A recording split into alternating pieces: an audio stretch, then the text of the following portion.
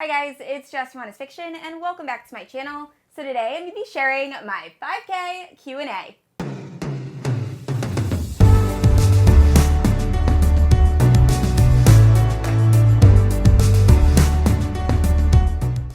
Alright, so before we get started, I just want to say thank you so much to everyone who has supported my channel, whether it be subscribing or liking a video or even just commenting on a video. It means so much to me. Booktube has really become a big part of my life. I have made some amazing friends through my channel. There are people that I talk to every single day about books, and I am just so thankful for all of you. So just want to say that. Thank you guys so much. So yeah, my channel hit 5K, which is freaking awesome. I was so excited. So I'm going to do a Q&A video. So you guys left a lot of questions for the Q&A, so I'm going to try to break it down by Booktube, and then I'm going to talk about some like habits and personal stuff, and then I'll end with a bunch of questions about different books. So I will leave timestamps down below, just if you guys are looking for something specific.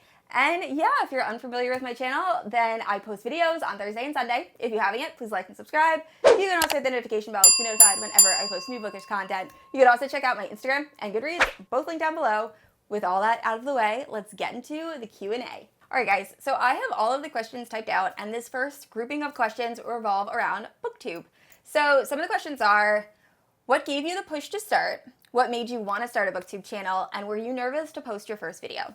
So I was so unbelievably nervous to post my first video. I actually started my Booktube channel in October of 2020. It was during the lockdown, and I was just reading like crazy. So I discovered the ACOTAR series, and then I devoured the Throne of Glass series, Crescent City, and I was looking for books that were similar to that genre. So I found Booktube. I think Elliot Brooks was like the first booktuber I actually found, and I was like, this is so cool. Like, I want to do this. Now, my husband actually owns a social media marketing company, so luckily we had all of the equipment in-house. We had the lighting, the camera, and all of the editing software you would need. So I was like, okay, I'm gonna do it.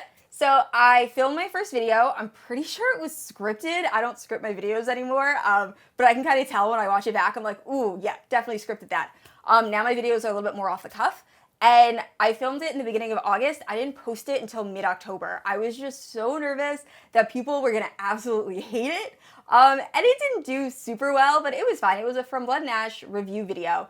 And then after that, I think I did a book haul. And then the video after that was ACOTAR Hangover Cure, and that video ended up gaining a decent amount of popularity. So yeah, I was unbelievably nervous. As far as a push to start, my husband definitely supported me when I was starting. And then yeah, it was just, I really wanted a creative outlet. I never thought it was gonna turn into what it's turned into. All right, so the next question is, who were the first booktubers you started watching versus who do you watch now? So Elliot Brooks was how I discovered Booktube, and that's how I became completely obsessed with it.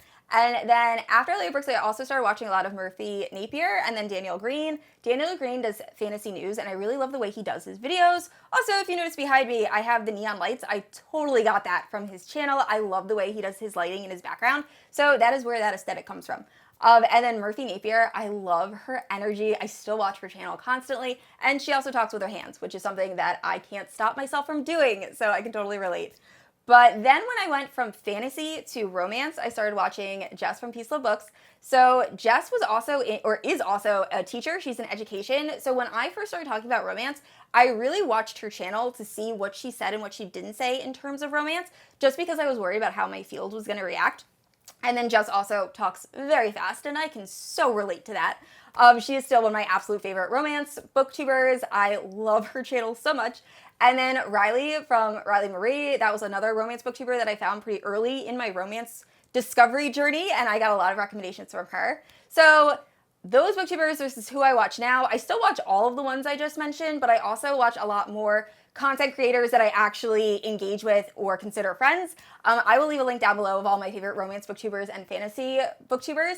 But yeah, I feel like I just watch a lot more booktube in general from when I first started. That's pretty much the only thing I watch. I don't watch a lot of TV, but I just feel like I watch a lot more smaller content creators or content creators that I talk to on Instagram or just have some sort of relationship with. All right, next up is, what is your least favorite thing about Booktube? Editing.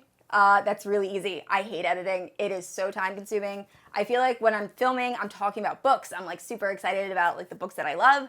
And then editing is just, I hate it. I hate it with a burning passion. All right, next up is favorite video you have filmed. The challenge video where I have my husband try to guess what a book is about based on the cover. That was so much fun. There is a lot of editing in that video, which I wasn't crazy about, but it was a really fun day. My husband had a lot of fun filming it, and it was a really good time. So that is definitely my favorite video.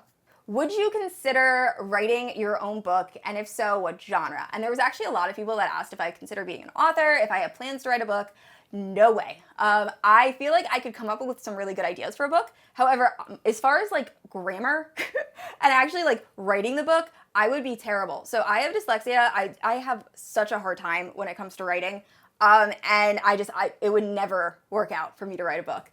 But yeah, I give so much respect to authors. I think that is such a hard thing to do, and it's very, very impressive. But no, I could definitely never write a book. All right, and then next up is, would you ever leave your job to pursue a YouTube, Instagram, or book influencing career? I wish. That is like the dream.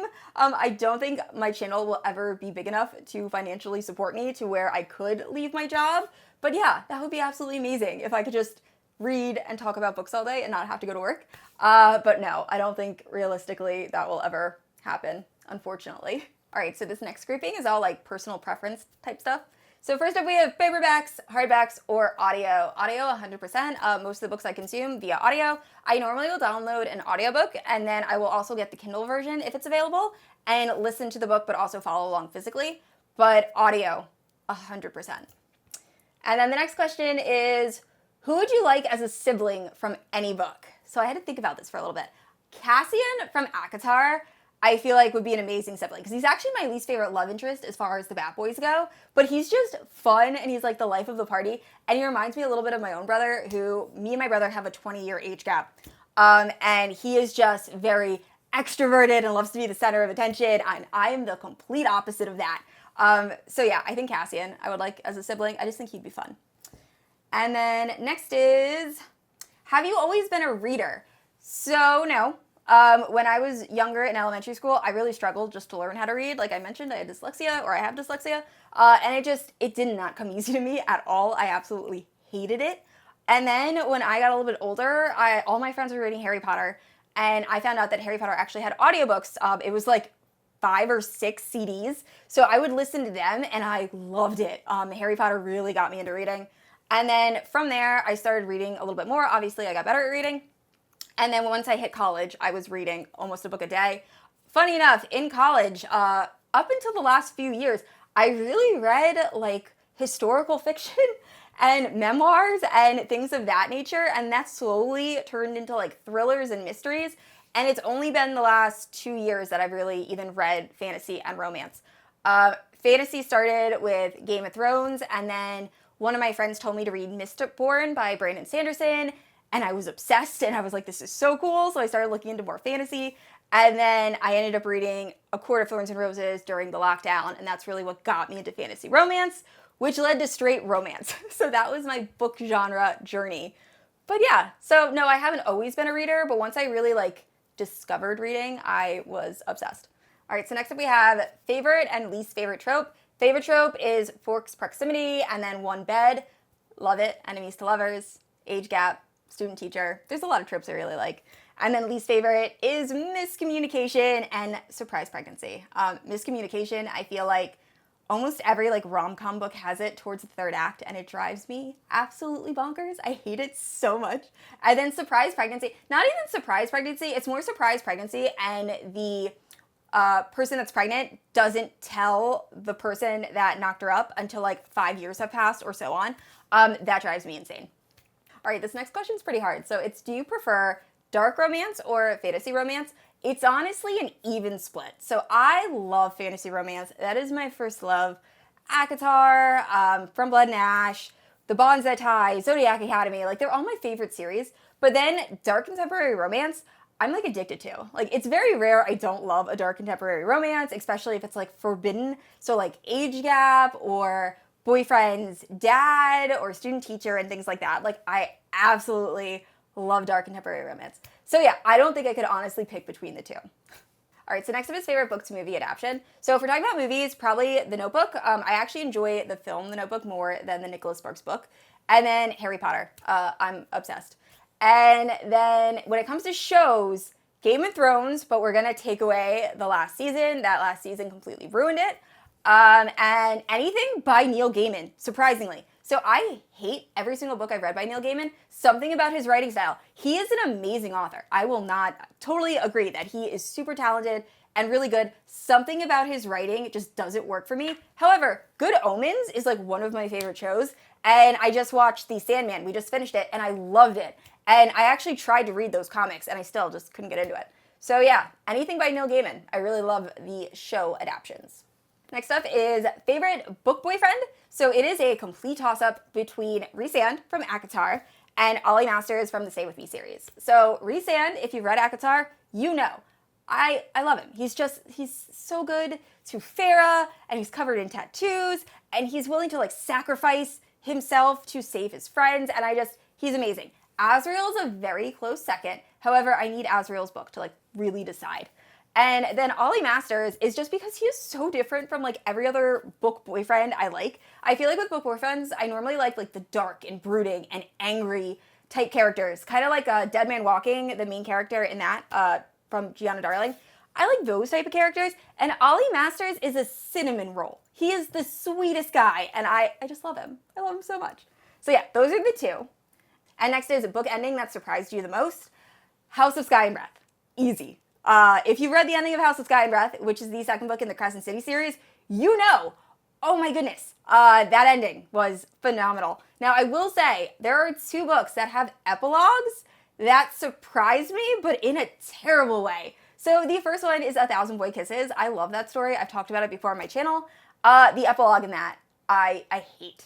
I hate it so much. However, I don't hate it as much as the epilogue in Perfect Strangers by J.T. Gessinger.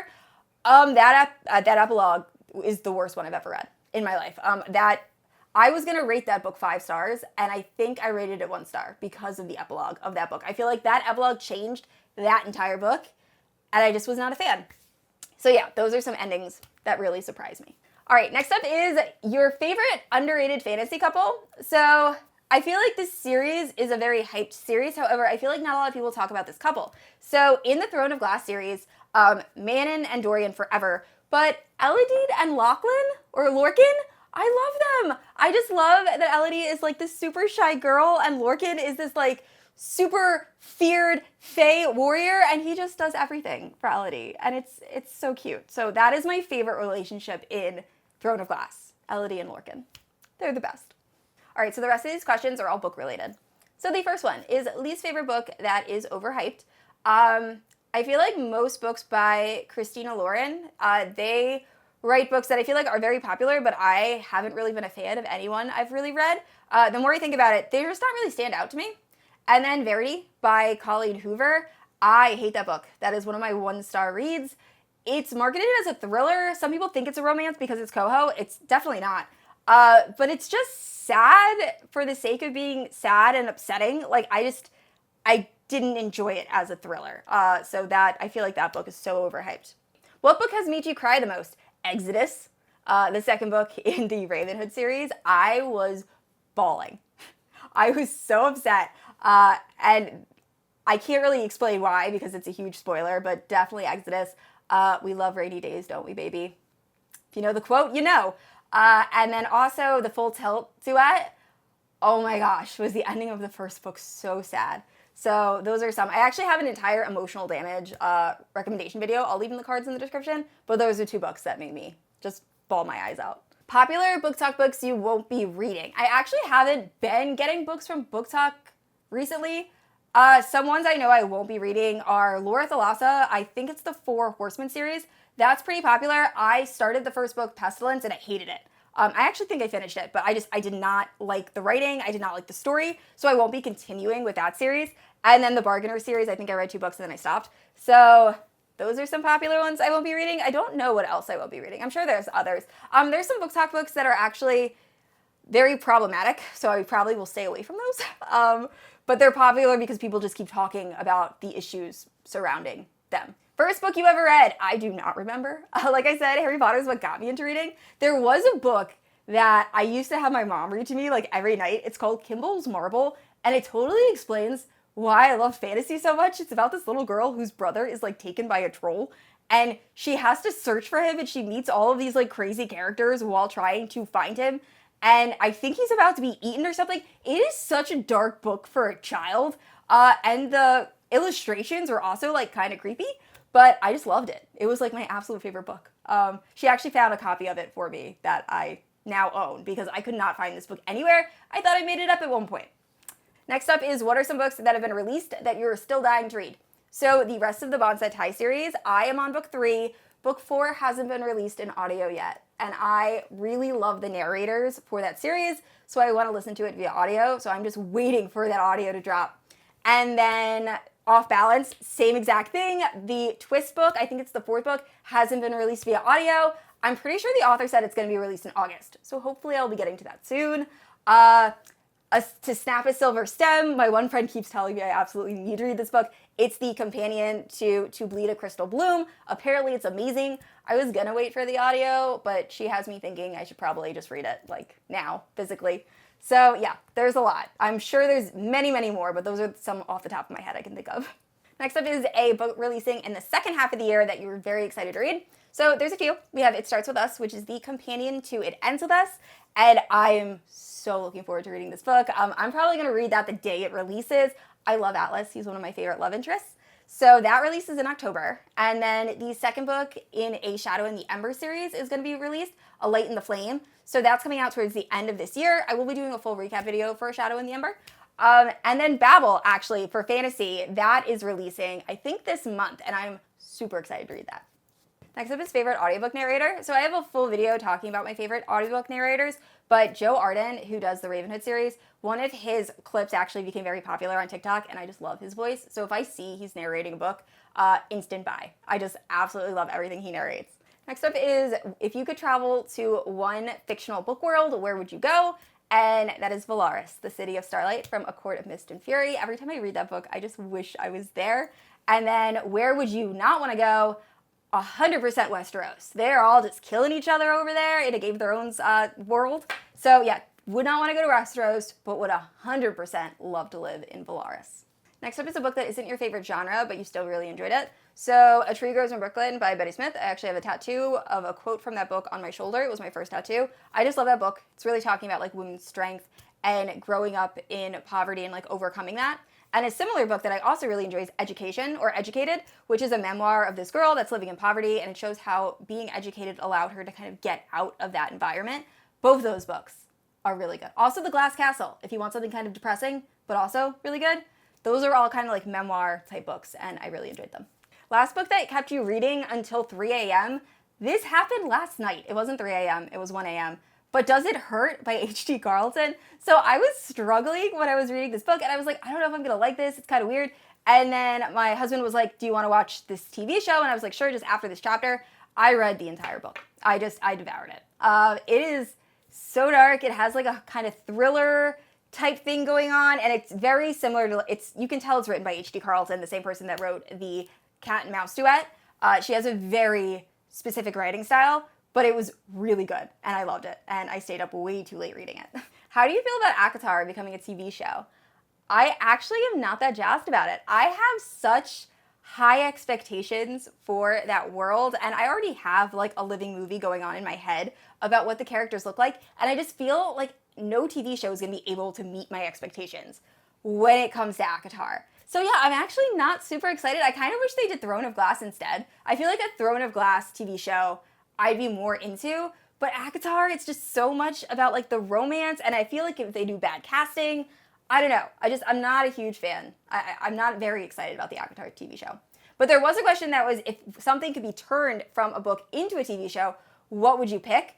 Mistborn by Brandon Sanderson. I think that would make an amazing TV show. There is so much like action, and the magic system in that world is just so cool.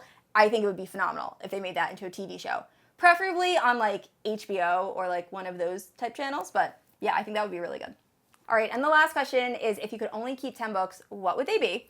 So this is definitely going to be like an at the moment type question because I feel like this changes from week to week.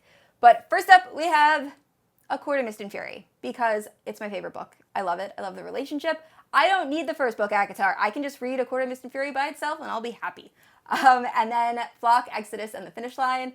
Just because I love this series. I really want to go back and do a reread of the series. McKay from Oh Hey It's McKay just vlogged reading it for the first time. And I was like, oh my goodness, I miss it. I miss that world. And then the Stay With Me series. So good. It's just wild and it's not like any other series that I've really read. It just feels super unique and I really love it. It's one of my favorites. Like I said, Ollie Masters has my heart. And then, kind of embarrassed but also not, Credence by Penelope Douglas. It's good. Like, it's just good. I can't even, I'm not even gonna get into it, but I love it. I know it's super taboo. It's one of my favorite Penelope Douglas books. And then Dark Notes by Pam Godwin. I love, it's my favorite student-teacher age gap book. It's dark and it's great. And then last up is The Bonds That Tie, the first book, Broken Bonds. And yeah, those are it. So those are all my favorite books currently at the moment, but like I said, they're subject to change. All right, guys, thank you so much for watching my 5K Q&A. If you left a question and I didn't answer it, please let me know down in the comments below, and I will give you an answer. Now, I said this already, I post new videos every Thursday and Sunday, and if you haven't yet, please like and subscribe. I'll talk to y'all next week. Bye.